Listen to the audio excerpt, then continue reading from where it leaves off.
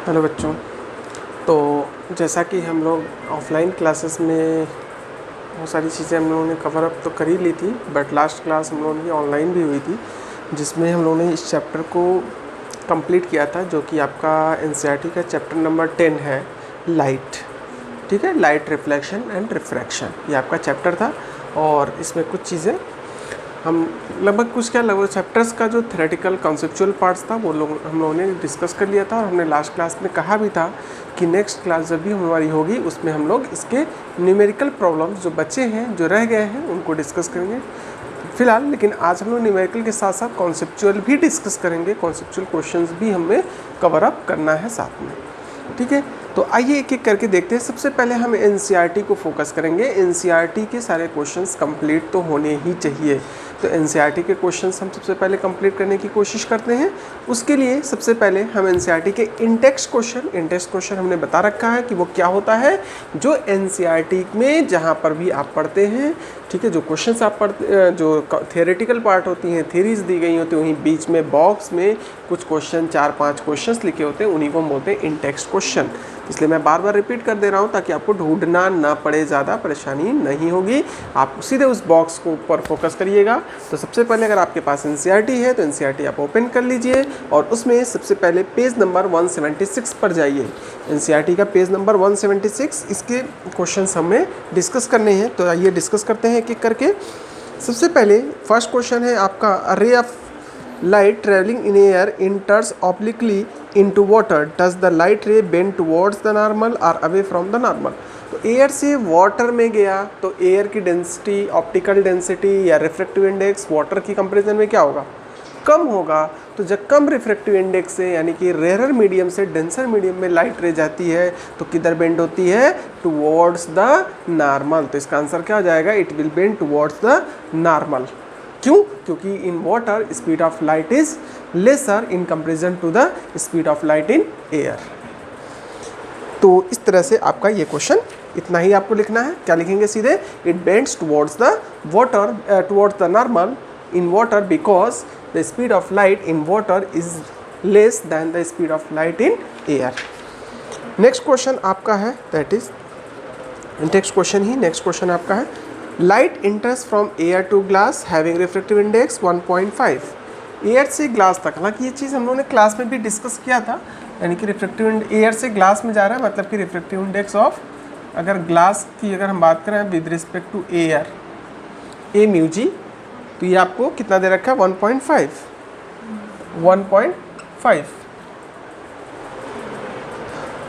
What is the speed of light in glass? Speed v क्या आ जाएगा? Question mark. Speed of light in vacuum, that is c is equal to, सबसे पहले देखिए question को solve करने का तरीका, जो फॉर्मेट्स हमने पहले बता रखे हैं, न्यूमेरिकल्स को कैसे करना है, फॉर्मेट्स हमें वही फॉलो करने हैं। बार बार मैं इस चीज़ को रिपीट कर रहा हूँ। तो चलिए सबसे पहले क्या करना है, गिवन लिखना है। गिवन में क्या क्या चीज़ें आपको गिवन है? तो refractive index of glass with respect to air that is 1.5। उसके बाद से speed of light in air that is 3 × 10⁸ metre per second. इसके बाद आपको क्या फाइंड करना है? To find speed of light in glass. Glass में स्पीड क्या होगी लाइट की? तो ग्लास में लाइट की स्पीड आपको देखने के लिए सीधे आप क्या करेंगे? Question mark, that is V. आपको पता है v इज इक्वल टू क्या था? c upon, simply mu is equal to c upon v। This simplifies v is equal to c upon mu. यहाँ पे ग्लास की बात कर रहा है, एयर के रिस्पेक्ट में ग्लास का, तो यहाँ पे म्यू ए जी हो जाएगा। c कितना? 3 × 10⁸, रिफ्रैक्टिव इंडेक्स 1.5, डिवाइड कर लेंगे तो 2 × 10⁸। This is the answer. यहाँ पे क्या जाएगा? Metre per second. This is the answer. 2 × 10⁸ metre per second आपका स्पीड हो जाएगा।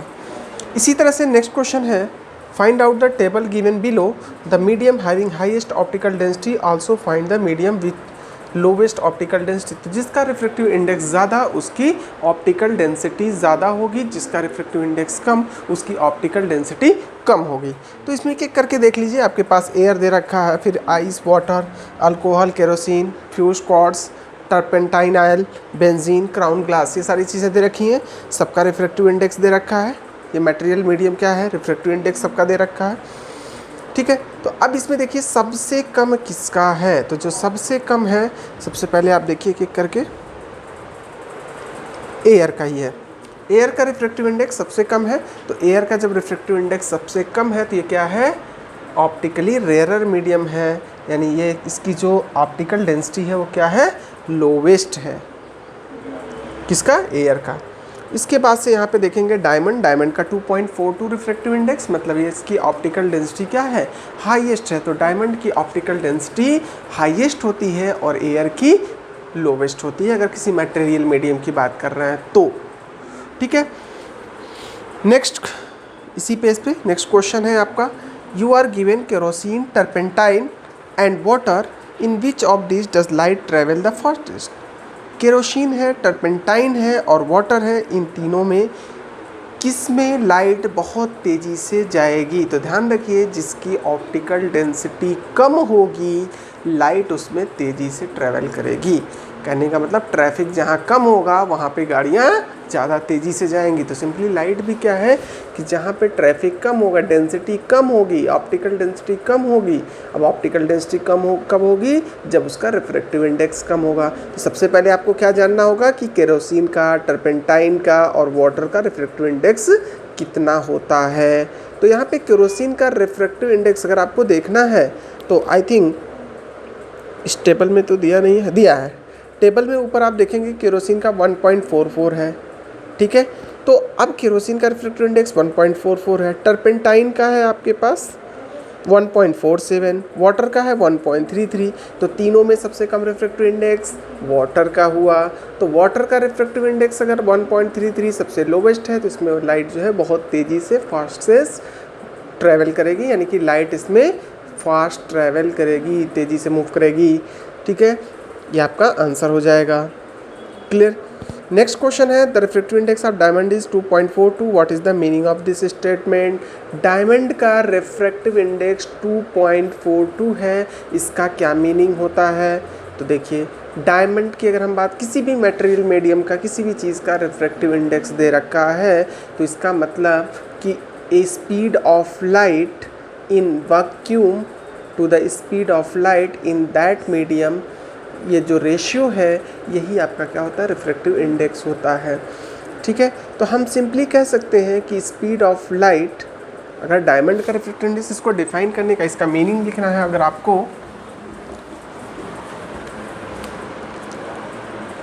भाई speed is equal to c upon mu, ठीक है। अब यहाँ पे कह रहा है कि डायमंड के लिए रिफ्रैक्टिव इंडेक्स आपको दे रखी है, कितनी दे रखी है, 2.42।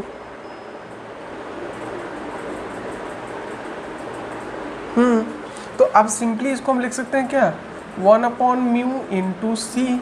तो सीधे हम लिख सकते हैं दिस मीन्स दैट, दिस, इसको हम क्या लिखेंगे, 1 upon 2.42 into C, this means speed of light, speed of light in, speed of light in diamond, speed of light in diamond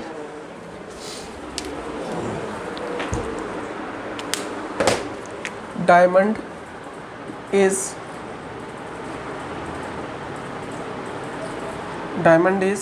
1 upon 2.42 times speed of light in किसमें, vacuum, ठीक है। बस यही इसका मीनिंग है, सिंपल सा फंडा है। नेक्स्ट क्वेश्चन है आपका, define one dioptre of power of a lens.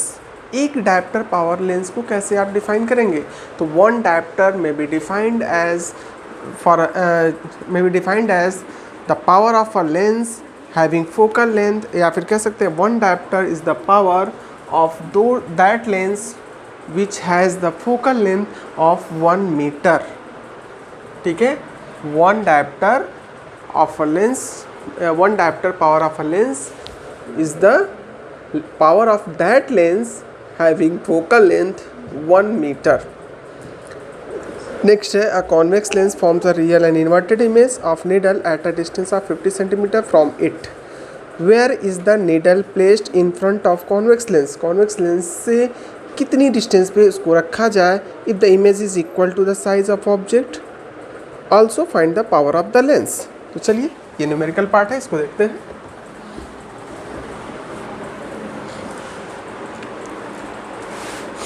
इसमें आपके पास क्या क्या गिवन है? रियल इन्वर्टेड इमेज है, ऑब्जेक्ट डिस्टेंस दे रखा है. तो सबसे पहले गिवन, यहाँ पे ये इन टेक्स्ट क्वेश्चन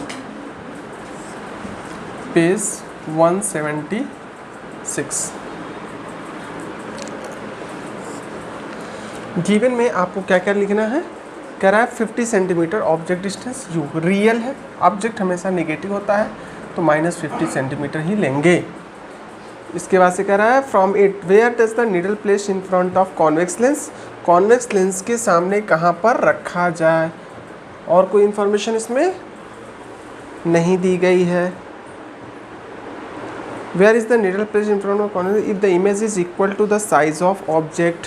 मतलब कि HI is equal to HO. यहाँ पे क्या है? Basically size of image, size of object. This simplifies HI upon HO is equal to 1. इसको इधर ट्रांसफ़र कर लेंगे. इसका मतलब ये है कि इसको हम क्या बोलते हैं? Magnification. M is equal to 1. और मैग्नीफिकेशन का दूसरा फार्मूला क्या होता है? दूसरा आपके पास क्या इंफॉर्मेशन है? To find. सबसे पहले क्या करना है? To find.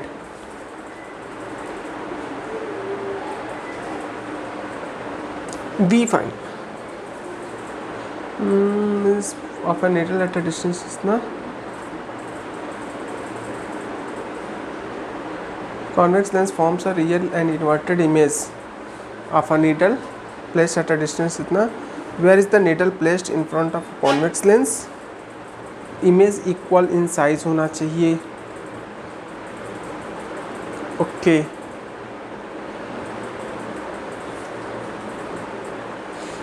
ठीक है. तो सबसे पहले हमें इसका फोकल लेंथ फाइंड करना है. To find F is equal to what? Where is the needle placed in front of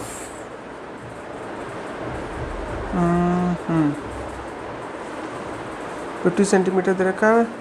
where is the needle placed in front of convex lens if image is equal to the size of object. Focal length आपको यहाँ पे find करना. Find the power of lens. और क्या निकालना है? Power is equal to what. तो सीधे सॉल्यूशन में लिखेंगे क्या? देखिए M इज इक्वल टू क्या होता है लेंस के लिए? V upon you. और दिस इज इक्वल टू 1 हो जाएगा. दिस सिंप्लाइज B क्या है? नहीं मालूम है. U क्या है? -50 है. And this will be equal to 1. इसका मैग्नीफिकेशन क्या जगह पे ध्यान रखिए, कॉन्वेक्स लेंस है. कॉन्वेक्स लेंस का जो मैग्नीफिकेशन होता है, ठीक है, या कह सकते हैं HI ऊपर होगा, HO ऊपर होगा, HI नीचे होगा. अगर रियल इमेज फॉर्म हो रहा है तो इन दोनों का जो रेशियो आएगा वो क्या जाएगा? माइनस. यहाँ पे माइनस हो जाएगा, दिस इज प्लस. तो ये आ जाएगा आपका आंसर. और दोनों को जब हम इक्वेट करते हैं इसके, क्या जाएगा? -V/U. तो जब दोनों के इक्वेट करने के बाद से जो इसका फार्मूला आता है मैग्नीफिकेशन का, दैट इज, तो कुछ नहीं करना है. यहाँ पे आपके पास V दिया है, U गिवन है आपका -50 सेंटीमीटर, वो तो हमेशा वही रहेगा ही रहेगा. तो सिंपली यहाँ पे आपको साइन लगाने की ज़रूरत नहीं है क्योंकि इक्वेट कर देंगे. तो HI/HO की वैल्यू यहाँ पे -1 फिलहाल है. यहाँ पे -1 मैग्नीफिकेशन है. क्लियर? इतनी पॉइंट आपको क्लियर हो गई होगी. अब इसके बाद से अगर हम देखें तो M is equal to V/U होता है.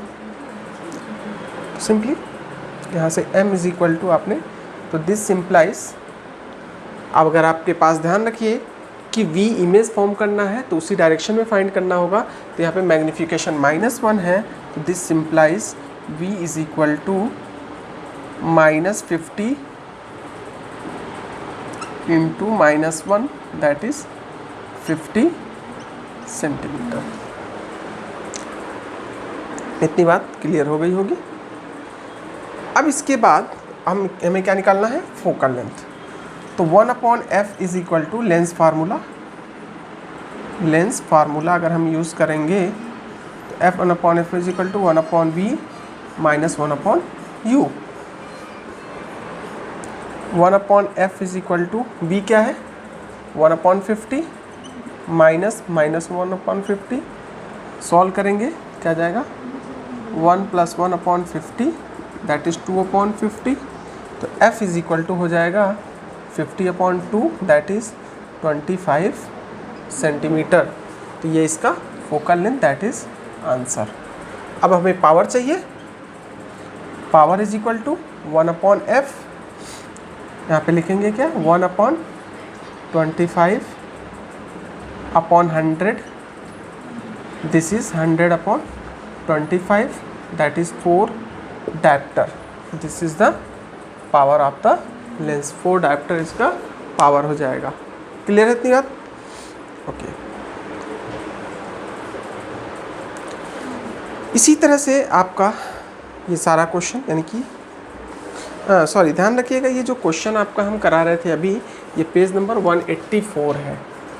184 पर आप ध्यान रखेंगे, ये क्वेश्चन 184 पर मिलेगा। Define one dioptre of power of lens 184 पे है। उसी तरह से ये भी क्वेश्चन 184 पे। नेक्स्ट है find the power of a concave lens of focal length 2 metre. Focal length 2 metre दे रखा है, यहाँ पे पावर फाइंड करना है। चलिए इसको देखते हैं।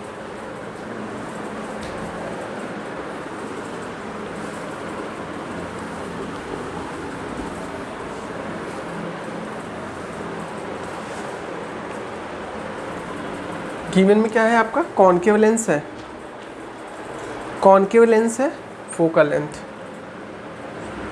कॉन्केव लेंस के लिए f इज इक्वल टू क्या दिया बेटा 2 मीटर। अब कॉन्केव लेंस है तो इसका जो फोकल लेंथ होगा वो नेगेटिव होगा, ध्यान रखिएगा। यहाँ पे कॉन्वेक्स का, यहाँ पे सिंपली फोकल लेंथ की बात करेंगे। फोकल लेंथ कॉन्केव लेंस या मिरर दोनों का क्या होता है नेगेटिव, और कॉन्वेक्स लेंस हो या मिरर हो दोनों का क्या होता है पॉजिटिव। फाइंड क्या करना है power. P is equal to what, formula क्या जाएगा P is equal to 1/f, सीधे सीधे 1/-2 दैट इज 0.5 डायप्टर। ये आंसर हो जाएगा आपका। ठीक है, तो इस तरह से आपके इंटेक्स क्वेश्चंस पेज नंबर 184 के कवर हो गए। इसके बाद से पेज नंबर 185 एंड 186। 185 पे कह रहा है which one of the following material can not be use to make a lens. कौन सा मटेरियल, देखिए लेंस बनाने के लिए जो भी मटेरियल हम यूज़ करेंगे उसके अंदर क्या होना चाहिए, ट्रांसपेरेंसी होनी चाहिए। तो इसमें देखिए कौन सा ट्रांसपेरेंट मटेरियल नहीं है, जैसे वाटर है, ग्लास है, प्लास्टिक है, क्ले है। तो क्या क्ले कभी ट्रांसपेरेंट हो सकता है क्या, नहीं हो सकता है। तो इसमें करेक्ट ऑप्शन क्या हो जाएगा क्ले।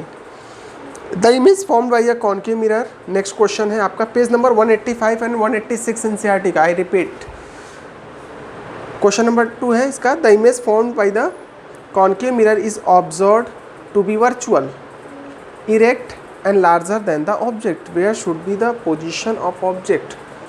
कॉन्केव मिरर है, इमेज जो फॉर्म हो रहा है वर्चुअल है, इरेक्ट है और लार्जर है। कॉन्केव में वर्चुअल, इरेक्ट, लार्जर कब बनता है, जब ऑब्जेक्ट पोल और सेंटर, पोल और फोकस के बीच में रखा हो। What should be the position of object, यही हो जाएगा आपका between principal focus and centre of curvature. ना एट सेंटर नहीं, between pole and mirror and its principal focus. D option इसका करेक्ट हो जाएगा।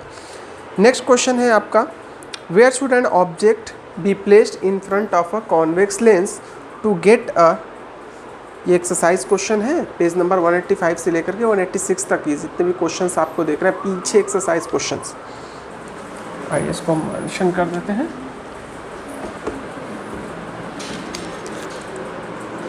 NCERT एक्सरसाइज पेज 184 185 टू 186 ये ध्यान रखिएगा। क्वेश्चन नंबर 1 जो था आपका, क्वेश्चन नंबर 1 का option D, answer D clay. Way of writing बिल्कुल ऐसे होना चाहिए। क्वेश्चन नंबर 2 आंसर क्या था, डी इसका भी था। और यहाँ पे आपका स्टेटमेंट क्या था, between pole and mirror, between pole and mirror and its principal focus. Pole and mirror नहीं होगा, pole of mirror, pole of mirror and its principal focus. Question number 3 है आपका, इसका भी क्या है, where should an object placed in front of a convex lens to be placed in front of a convex lens to get a real image of the same size. तो इसका भी answer क्या आ जाएगा, सेम साइज का बनाना है तो at the principal focus of the lens, placed in front of a convex lens to get a real image of the size of the object, मतलब कि ऑब्जेक्ट के साइज का।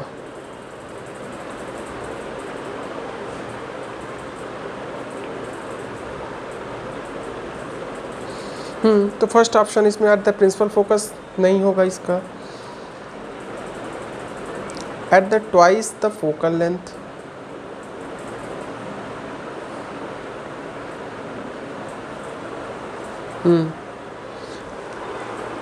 Eight the twice the focal length, यानी कि इसका जो option हो जाएगा that is B option.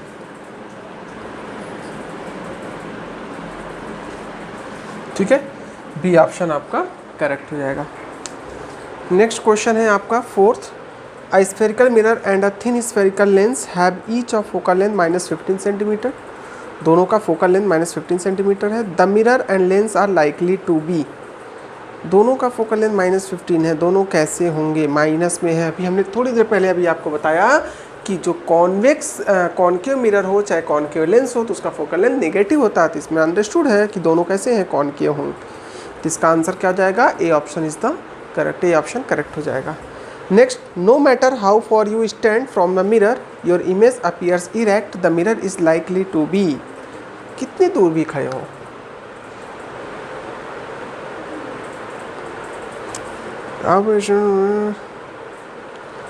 Appear erect, हमेशा सीधा इमेज फॉर्म होगा। तो ये कब होता है, सिर्फ और सिर्फ प्लेन मिरर के केस में या फिर कॉन्वेक्स मिरर के केस में ये चीज़ पॉसिबल होती है।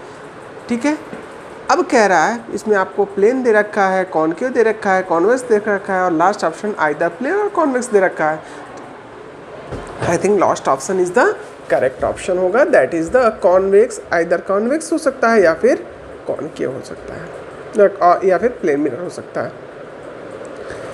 इसी के साथ नेक्स्ट क्वेश्चन आपका है question number 6, which of the following lenses would you prefer to use while reading the small letters found in the dictionary?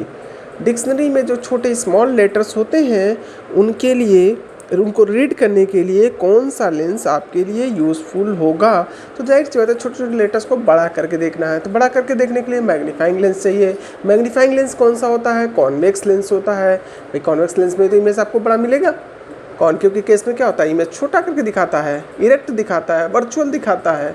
ठीक है, बट कॉन्वेक्स के केस में क्या होता है कि मोस्ट ऑफ द केसेस में इमेज को बढ़ा करके भी दिखाया जाता है, यानी कि ऑब्जेक्ट को जैसे जैसे लेंस के पास लेकर के आएंगे इमेज वैसे वैसे लेंस से दूर जाएगा और उसका साइज़ बड़ा होता जाएगा। जो टेबल हमने बनवाया है उस टेबल में आप ध्यान से देखिए कि मैग्नीफिकेशन यानी कि साइज़ को, यानी कि ऑब्जेक्ट पोजीशन को आप डिक्रीज़ करेंगे तो इमेज पोजीशन बढ़ती चली जाएगी और इमेज का साइज़ भी बड़ा होता चला जाएगा, मैग्नीफिकेशन बढ़ जाता है। तो इसमें जो करेक्ट ऑप्शन आपके लिए क्या सूटेबल होगा? Which of the following lens would you prefer by convex lens of focal length 50 centimetre, concave. अब एक में 5 सेंटीमीटर एक 50 सेंटीमीटर है, यानी ए और सी दोनों कॉन्वेक्स हैं। कौन सा बेटर ऑप्शन होगा आपके पास? तो यहाँ पे फोकल लेंथ जितना स्मॉल होगा उतना अच्छा परफॉर्म करेगा, ध्यान रखिएगा। फोकल लेंथ जितना छोटा होगा उतना अच्छा परफॉर्म, क्योंकि कॉन्वेक्स लेंस का अगर फोकल लेंथ आप बड़ा कर देंगे, मान लीजिए 50 सेंटीमीटर, और नॉर्मली कोई पर्सन रीड करता है तो 30 सेंटीमीटर तक का मतलब जो है डिस्टेंस जनरली रखता है आदमी। कोई भी चीज़ अगर आप रीड कर रहे हो तो लगभग 25 to 30 सेंटीमीटर के गैप पे आप रख के पढ़ते हो। तो अगर 50 सेंटीमीटर से कम डिस्टेंस पर अगर उस ऑब्जेक्ट को आपने रखा है और रीड करना शुरू किया तो होगा क्या? जो इमेज फॉर्म करेगा वही कॉन्वेक्स लेंस 50 सेंटीमीटर वाला, तो ऑब्जेक्ट की पोजीशन कहाँ हो जाएगी? लेंस और फोकल लेंथ के बीच में हो जाएगी। तो इमेज कैसा फॉर्म होगा? वर्चुअल फॉर्म होगा, इरेक्ट फॉर्म होगा, और कैसा होगा? स्मॉल साइज का। क्लियर? तो इसमें क्या होगा कि आपके लिए थोड़ा सा ये दिक्कत आएगी कि उसको रीड करने में। क्यों? क्योंकि थोड़ा सा साइज़ बहुत बड़ा नहीं होगा, यानी कि साइज़ जो है छोटा हो जाएगा। बेसिकली आपको क्या होना चाहिए? मैग्नीफाइंग ग्लास है फॉर बेटर परफॉर्मेंस के लिए। भाई ठीक है, आपका साइज़ थोड़ा बहुत तो बड़ा होगा, लेकिन उसकी कंपेरिजन 50 वाले में क्या कम होगा, लेकिन 5 सेंटीमीटर वाले में साइज़ क्या हो जाएगा? थोड़ा सा ज़्यादा अच्छा आएगा, थोड़ा बढ़िया क्लियर साइज़ आएगी। तो अच्छी परफॉर्मेंस के लिए, बेटर परफॉर्मेंस के लिए आपको कौन सा यूज़ करना पड़ेगा? 5 सेंटीमीटर। क्लियर? तो इसका जो ऑप्शन सी है, this will be the correct. Next question है question number 7। We wish to obtain an erect of an image object using concave mirror of focal length 15 centimetre.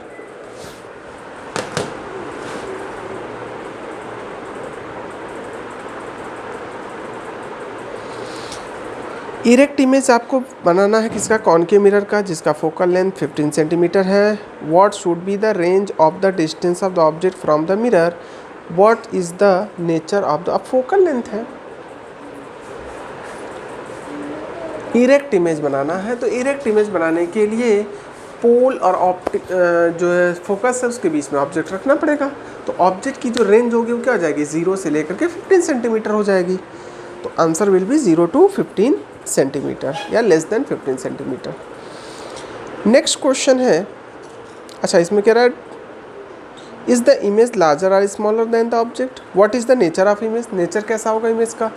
तो जाहिर सी बात है, जो आपका लास्ट केस हमने कराया था कॉनकेव मिरर के लिए, ठीक है, वही लास्ट केस की सारी प्रॉपर्टीज़ आपको लिख देनी है इसमें कि नेचर इसका कैसा हो जाएगा, वर्चुअल हो जाएगा, इरेक्ट हो जाएगा, इमेज का साइज़ क्या हो जाएगा, लार्जर देन द ऑब्जेक्ट हो जाएगा, रे डायग्राम क्या होगा, रे डायग्राम जो हमने कॉपी में बनवा रखा है वही डायग्राम आपको ड्रॉ कर देना है।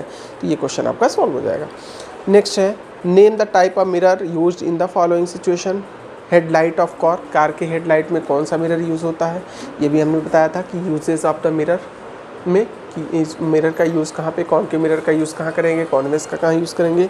तो फिलहाल यहाँ पे कार के लिए पावरफुल बीम को कन्वर्ट करके पावरफुल बीम बनाना है, तो उसके लिए हम कौन सा यूज़ करते हैं? कार के हेडलाइट्स में कॉनकेव मिरर।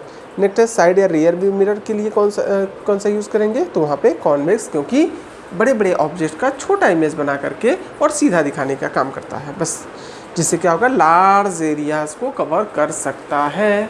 ठीक है, तो नेक्स्ट है सोलर फर्नेसेस में। सोलर फर्नेसेस में जितनी भी लाइट रेज आ रही है उनको कन्वर्ट्स करना मेन पर्पज़ होता है, एक पॉइंट पे लाना होता है, ठीक है, ताकि हीटिंग ज़्यादा हो। तो कन्वर्जिंग मिरर कौन सा होता है? कॉनकेव, तो यहाँ पे कॉनकेव मिरर यूज़ होगा। नेक्स्ट है क्वेश्चन आपका 1/2 of a convex lens is covered with black pepper will this lens produce the complete image of verify और एक्सपेरिमेंटली। कह रहा है कि हाफ पार्ट, एक लेंस है कॉन्वेक्स लेंस, इसका हाफ पार्ट आपने कवर कर दिया ब्लैक पेपर से, कह रहा है क्या कंप्लीट इमेज फॉर्म करेगा। कह रहा है कि will the lens produce a complete image of object, क्या लेंस ऑब्जेक्ट का कंप्लीट इमेज फॉर्म करेगा? बिल्कुल करेगा भाई, इमेज की पोजीशन तो वही रहेगी, सेम फॉर्म करेगा, बट क्या चेंजेस होगा? कह रहा दिस प्रोड्यूस वेरीफाई और आंसर बस कर रहा। हाँ ठीक है, ध्यान रखिए कि बस इंटेंसिटी जो होगी इमेज की वो थोड़ी सी कम होगी, ब्राइटनेस क्या होगी, थोड़ी सी कम होगी, यानी थोड़ा सा इमेज में बहुत ज़्यादा अच्छा क्लियर नहीं होगा, बट कह सकते हैं कि मतलब कंप्लीट इमेज फॉर्म करेगा। सिंपल सा फंडा है। अगर आप इसको देखें, अगर ऑब्जेक्ट को आपने यहाँ रखा है, पैरेलल जाने वाली रेज फोकस पे जाएगी, ऑप्टिकल सेंटर से जाने वाली रेज यहाँ पर जाएगी, जहाँ मीट करेंगे यहाँ पे इमेज फॉर्म होगा। देखिए कंप्लीट इमेज फॉर्म कर रहा है बिल्कुल, ठीक है। तो यहाँ पे इसका आंसर हो जाएगा S, it will form a complete image, but it's intensity and brightness will be less. Next question आपका है, an object 5 centimetre length is placed 25 centimetre away from the converging lens of focal length 10 cm. Draw the label diagram and find the position, size, nature of the image. तो सबसे पहले कह रहा है इसका label diagram draw करना है, तो चलिए देखते हैं। क्वेश्चन नंबर 10,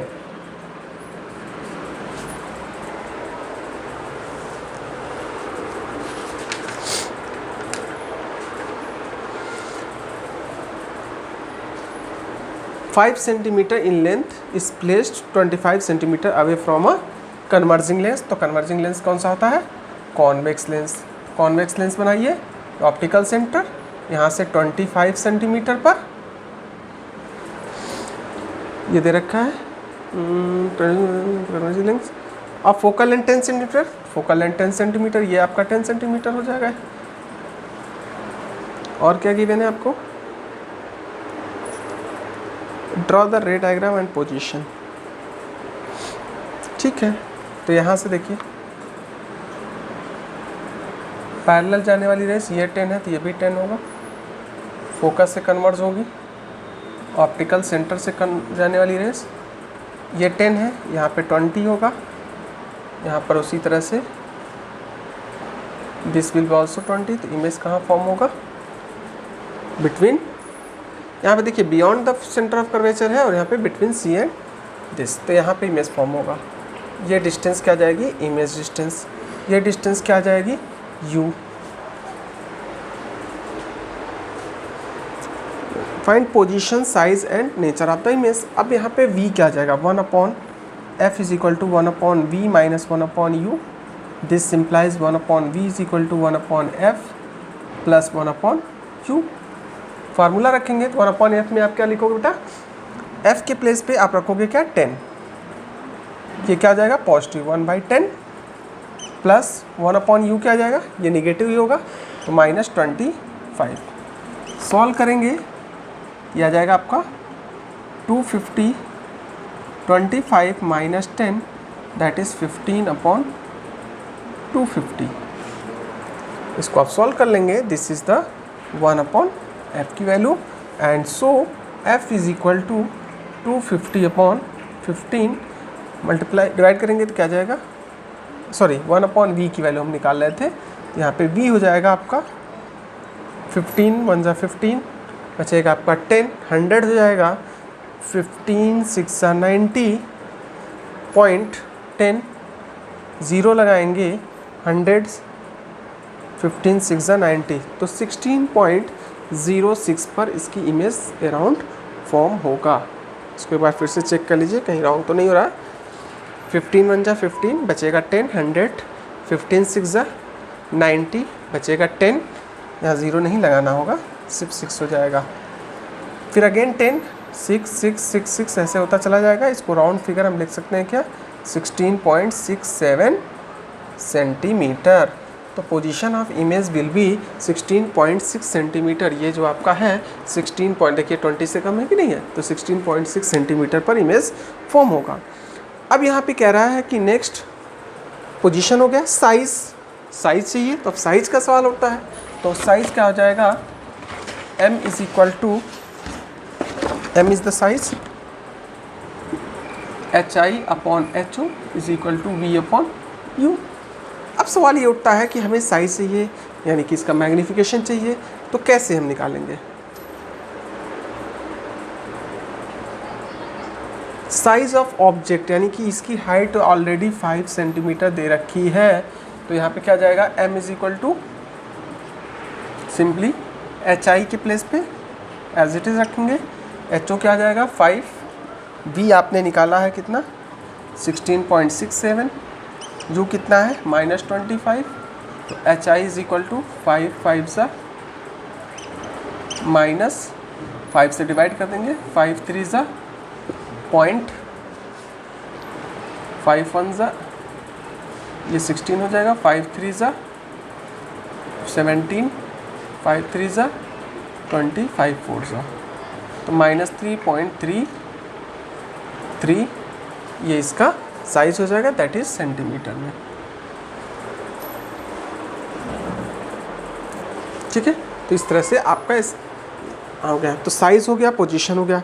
नेचर कैसा होगा, तो नेचर रियल, इन्वर्टेड, क्योंकि यहाँ पे क्या आ रहा है, लेंस के केस में इमेज पॉजिटिव आ रहा है, तो कैसा होगा, रियल एंड इन्वर्टेड होगा, तो नेचर रियल एंड इन्वर्टेड हो जाएगा। इतनी बात क्लियर है। तो 10 क्वेश्चंस हो गए, इसके अलावा आपके इस चैप्टर में लगभग 17 क्वेश्चंस हैं, और 17 क्वेश्चन में 7 क्वेश्चन हम आपके लिए छोड़ रहे हैं कि आप जो है 7 क्वेश्चंस को खुद से अटेम्प्ट करिए, ट्राई करिए। अगर कहीं कोई दिक्कत आ रही है तो हम लोग का जो डाउट सेशन का क्लास होगा, ठीक है, उसमें हम लोग इसको डिस्कस करेंगे। क्लियर, तो डाउट सेशन वाली क्लास में ही हम लोग इसको कवर कर लेंगे। अगर कोई दिक्कत आ रही है, पर आप प्रैक्टिस करिए ज़रूर, क्योंकि जब तक आप करेंगे नहीं क्वेश्चंस को, तब तक आपको ये समझ में नहीं आएगा कि आपको प्रॉब्लम कहाँ आ रही है। ठीक है, तो फिर डाउट सेशन में जो क्वेश्चन आपको नहीं आ रहे हैं, हालांकि वैसे हम लोग सब कर लेंगे, जिन ऑलमोस्ट किसी को कुछ नहीं आ रहा होगा, तो आप अपने पॉइंट्स रखिएगा, बताइएगा कि कहाँ पे दिक्कत आ रही है, फिर उसके अकॉर्डिंग हम लोग उसको डिस्कस करेंगे। ठीक है, तो बाकी का रिमेनिंग पार्ट आपका जो है होमवर्क क्वेश्चन हो जाएगा। ठीक है, आज के लिए फ़िलहाल इतना ही, और इसी के साथ हम लोग नेक्स्ट क्लास में नया चैप्टर स्टार्ट करेंगे जो कि ह्यूमन आई है। ठीक है, द ह्यूमन आई जो नेक्स्ट चैप्टर है आपका, इसको हम लोग पढ़ना शुरू करेंगे। ठीक है, तो आज के लिए फिर इतना ही। Thank you, have a nice day.